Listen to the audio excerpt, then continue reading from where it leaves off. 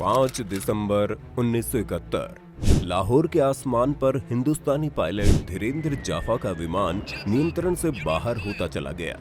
अपने विमान को नीचे गिरता देख उन्होंने सीट इजेक्शन का बटन दबाया, जिसने उन्हें तुरंत हवा में फेंक दिया और वो पैराशूट के जरिए नीचे उतरने लगे। जाफा बताते हैं, जैसे ही वो नीचे गिरे, नाराए तकबीर और अल्लाहू अकबर के नारे लगाते हुए गांव वालों की भीड़ उनकी तरफ दौड़ी। लोगों ने उन्हें देखते ही उनके कपड़े फाड़ने शुरू कर दिए। किसी ने उनकी घड़ी पर हाथ साफ किया तो किसी ने उनके सिगरेट लाइटर पर झपट्टा मारा। उनके दस्ताने, जूते, 200 पाकिस्तानी रुपए और मफलर भी गायब हो गए। तभी जाफा ने देखा कि कुछ पाकिस्तानी सैनिक उन्हें भीड़ से बचाने की कोशिश कर रहे हैं। इतने में एक लंबे चौड़े सैनिक अफसर ने उनसे पूछा, तुम्हारे पास कोई हथियार है? जाफा ने कहा, मेरे पास रिवॉल्वर है, जो शायद भीड़ ने उठा ली, तो अब वो भी मेरे पास नहीं है। उस अफसर ने जाफा से पूछा कि क्या जख्मी हो गए हो? तो जाफा ने कराहते हुए कहा, लगता है रीढ़ की हड्डी चली गई है, मैं अपने शरीर का कोई हिस्सा हिला नहीं सकता। उसने पश्तो भाषा में कुछ आदेश दिए और जाफा को उन सैनिकों ने उठाकर एक टेंट में पहुंचाया। जाफा की कमर में प्लास्टर लगाया गया और उन्हें जेल की कोठरी में बंद कर दिया गया। रोज उनसे सवाल जवाब होते। जब उन्हें टॉयलेट जाना होता तो उनके मुंह पर तकिए का गिलाफ लगा दिया जाता ताकि वो इधर उधर न देख सके। एक दिन उन्हें उसी बिल्डिंग के एक दूसरे कमरे में ले जाया गया। जैसे ही वो कमरे में पहुंचे, उन्हें कई सारी आवाजें सुनाई देने लगी। जैसे ही वो कमरे के अंदर घुसे, अचानक से सारी आवाजें बंद हो गई और एक स्वर जोर से गूंजा, जेफ सर। और फ्लाइट लेफ्टिनेंट दिलीप पारुलकर उन्हें गले लगाने के लिए तेजी से आगे बढ़े। उन्हें दिखाई नहीं दिया कि जाफा की ढीली जैकेट के भीतर प्लास्टर बंधा हुआ था। वहां पर 10 और युद्धबंदी पायलट मौजूद थे। इतने दिनों बाद एक भारतीय चेहरा देख जाफा के आंखों से आंसू बह निकले। इस कमरे में 10 और भारतीयों को बंधक बनाकर रखा गया था। इन बंधकों में शामिल थे विंग कमांडर बनी Coelho, flight lieutenant Dilip Parulkar और मलविंदर सिंह गरेवाल, कुरुविल्ला और हरीश सिंह, जो जाफा की तरह ही युद्ध की वजह से यहाँ फंस गए थे।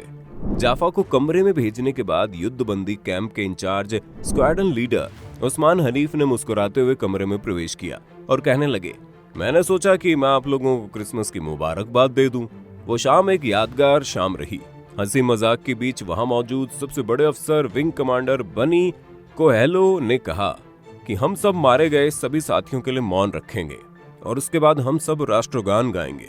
जाफा बताते हैं कि 25 दिसंबर 1971 की शाम को पाकिस्तानी जेल में जब भारतीय राष्ट्रगान के स्वर गूंजे तो उनके सीने गर्व से चौड़े हो गए। इसी बीच भारत की नीति नियोजन समिति के अध्यक्ष डीपी धर पाकिस्तान आकर वापस लौट गए, लेकिन इन युद्धबंदियों के भाग्य का कोई फैसला नहीं हुआ।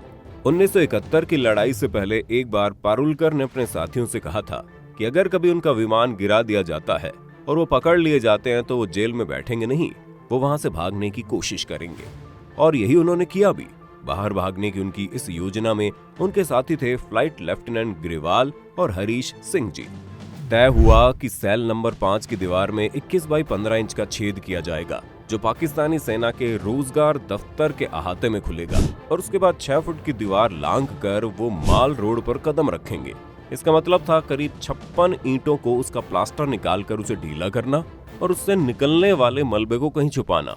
कुरुविल्ला ने एक इलेक्ट्रिशियन का एक स्क्रू ड्राइवर चुराया और ग्रेवाल ने कोका कोला की बोतल में छेद करने वाले धारदार हथियार का इंतजाम किया। रात में दिलीप पारुलकर और ग्रेवाल 10 बजे के बाद प्लास्टर खोदना शुरू करते हैं। हैरी और चाटी नाम के दूसरे कैदी इस बात की निगरानी करते कि कहीं कोई आ तो नहीं रहा। इसी बीच ट्रांजिस्टर की वॉल्यूम को बढ़ा दिया जाता। उस समय भारतीय कैदियों को जिनेवा समझौते की शर्तों के हिसाब से 50 फ्रैंक के बराबर की मुद्रा हर माह वेतन के तौर पर मिला करती थी, जिससे वो अपनी जरूरत की कुछ चीजें खरीदते और कुछ पैसा बचाकर भी रखते थे। इसी बीच पारुलकर को पता चला कि एक पाकिस्तानी गार्ड औरंगजेब है, जो दर्जी का काम भी करता है। इन्होंने इससे कहा कि भारत में हमें पठान सूट नहीं मिलते, क्या आप हमारे लिए एक सूट बना सकते हैं? औरंगजेब ने पारुलकर के लिए हरे रंग का पठानी सूट सिला। कामत नाम के दूसरे इंडियन साथी ने तार और बैटरी की मदद से सुई और मैग्नेट का एक काम चलाऊ कंपास बनाया, जो देखने में फाउंटेन पेन की तरह दिखता था।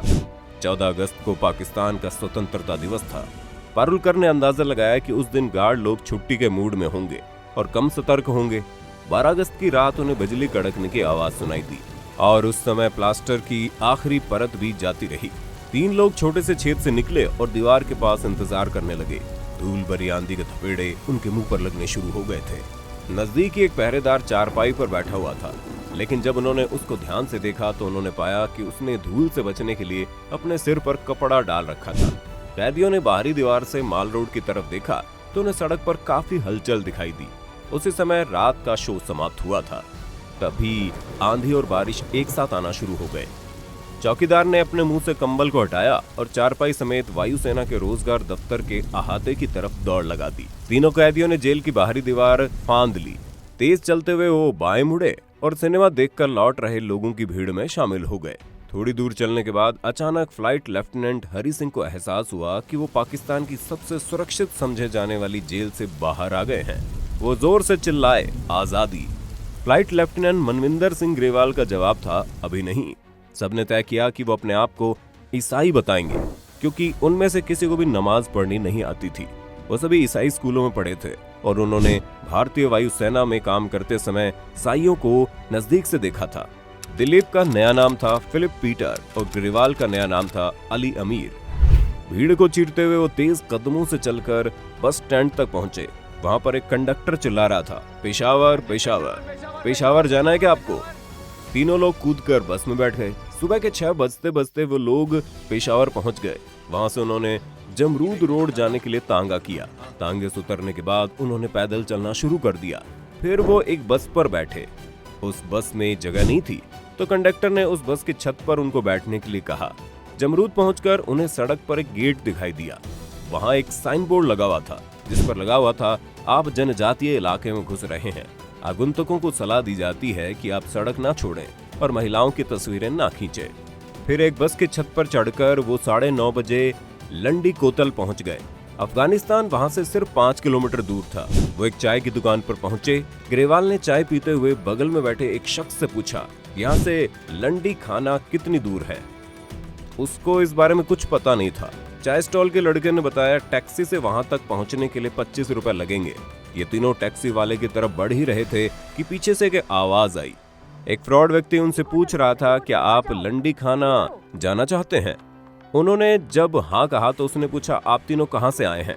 दिलीप और गैरी ने अपनी पहले से तैयार कहानी सुना दी और उस शख्स की आवाज कड़क हुई और वो बोला, यहाँ आसपास लंडी खाना नाम से कोई जगह नहीं है। वो तो अंग्रेजों के जाने के साथ ही खत्म हो गई। शक हुआ कि ये बंगाली है जो अफगानिस्तान के रास्ते बांग्लादेश जाना चाहते हैं। ग्रेवाल ने हंसते हुए जवाब दिया, क्या हम आपको बंगाली दिखते हैं? आपने कभी बंगाली देखे भी हैं? बहरहाल तहसीलदार के इस नौकर ने उनकी एक ना सुनी और उन्हें तहसीलदार के पास ले गया। तहसीलदार भी उनकी बातों से संतुष्ट नहीं हुआ और उसने कहा, हमें आपको जेल में रखना होगा। अचानक दिलीप ने कहा, वो पाकिस्तानी वायुसेना के प्रमुख स्क्वाड्रन लीडर उस्मान से बात करना चाहते हैं। ये वही उस्मान थे जो रावलपिंडी जेल के इंचार्ज थे और भारतीय युद्ध बंदियों के लिए क्रिसमस का केक लेकर आए थे। उस्मान लाइन पर आ गए। उन्होंने कहा, सर आपने खबर सुन ही ली होगी, हम तीनों लंडी कोतल में हैं। हमें तहसीलदार ने पकड़ रखा है। क्या आप अपने साथियों को भेज सकते हैं? उस्मान ने कहा, तहसीलदार को फोन दो। उन्होंने कहा, ये तीनों हमारे आदमी हैं, इन्हें बंद रखिए, हिफाजत से रखिए, लेकिन पीटिए नहीं। उधर 11 बजे रावलपिंडी जेल में हड़कंप मच गया। जाफा की कोठरी के पास गार्ड रूम में फोन की घंटी सुनाई दी। फोन सुनते ही एकदम से हलचल मच गई। सातों युद्धबंदियों को अलग कर अंधेरी कोठरियों में बंद कर दिया गया। एक गार्ड ने कहा, ये सब जाफा का किया धरा है, इसको इस छेद के सामने डालो और गोली मार दो। हम कहेंगे कि ये भी उन तीनों के साथ भागने की कोशिश कर रहा था। फिर सभी युद्धबंदियों को लायलपुर जेल लाया गया। वहां भारतीय थल सेना के बंदी भी थे।